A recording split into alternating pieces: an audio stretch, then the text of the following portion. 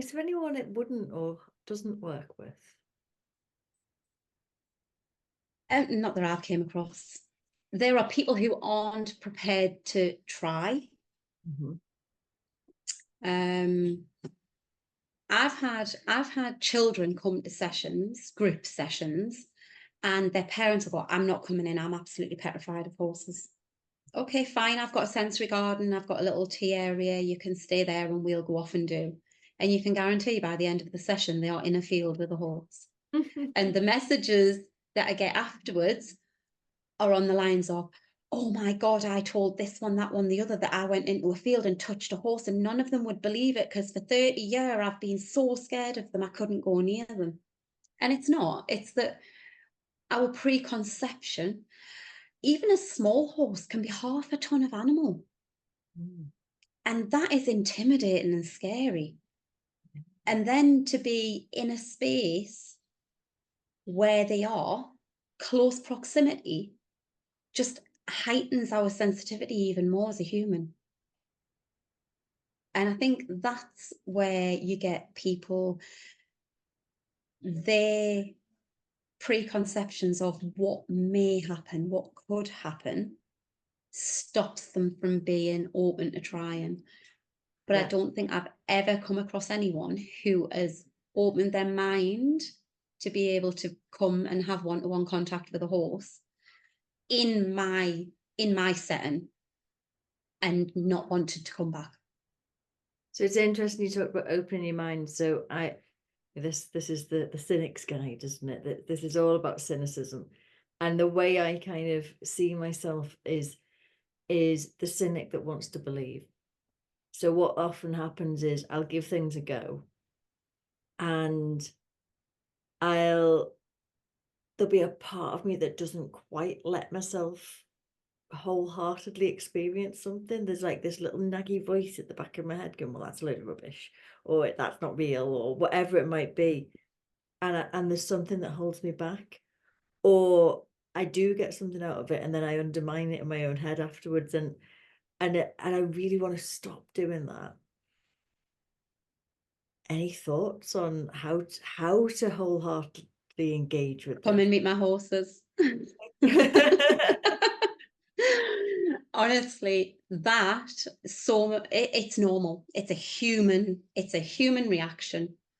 But that is what you don't get when you stand in a herd of 13 horses in 11 acres of land, and you find that 3 or 4 of them choose to come and spend time with you. Because that's what a lot of what I do is about. It's completely different. You go to a riding school, you go to a petting farm. Yes, you can see these animals, but they're in a controlled environment, humanized, complete opposite to what they would choose if they had the option. My horses have the option. And so there's no denying if I came along and that horse came over to me, I can't rubbish that in my head because I've seen it. It's happened. Yeah. If you come along and those horses come to you, they haven't been brought to you by me on a lead rope, being told and forced. They've done that because they want to. I had a little girl today who's been with me 3 times, and every time she's come, it's like, am I going to lead a horse today? Can I take a horse for a walk today? Are we going to do this with a horse today? And I just say, well, we'll have to wait and see what the horses want to do. Today, she took a horse for a walk without a lead rope or a head collar. She came in, she spent some time with him, she groomed him, and I went, come on, then we'll go and see everybody else. And he followed her. Oh. And right across the field. And she's like, why is he following us? I said, is he following you? Do you think he is? I think he's following you because you've got treat.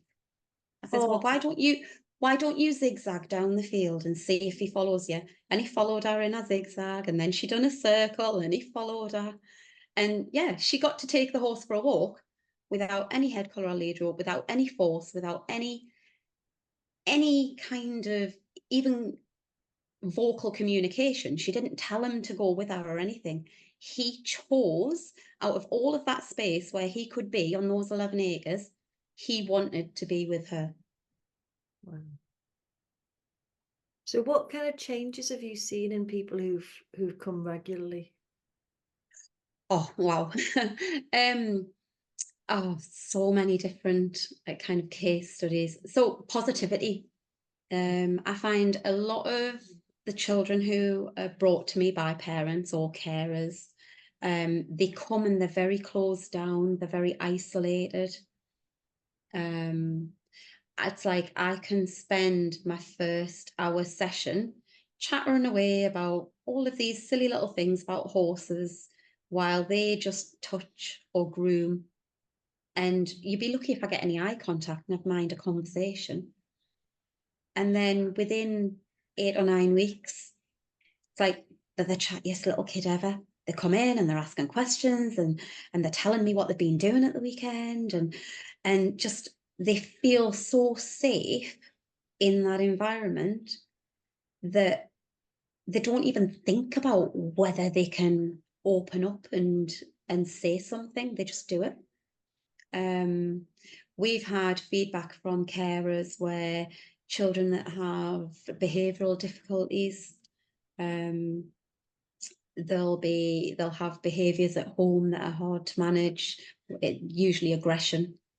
And they'll say that I want to come every single day because when he's been to you and spent an hour with the horses, he's so calm and relaxed when he comes home. Like it's like it's a different child that I've taken home because he's just brought that quiet energy from randoms home with him.